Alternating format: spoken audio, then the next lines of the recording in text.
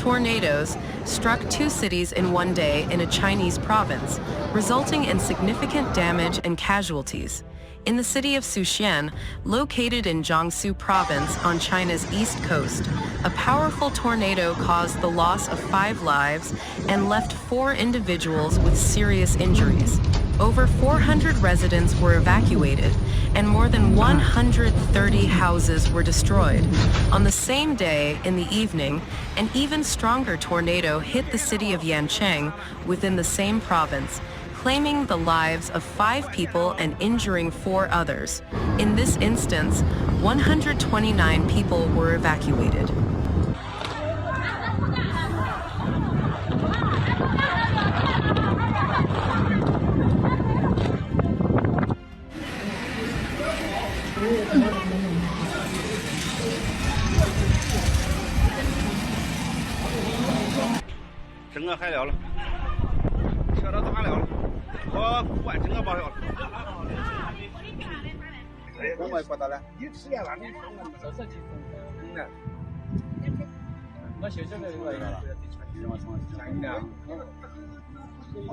It's worth noting that tornadoes are not commonly observed in Jiangsu during the latter half of September.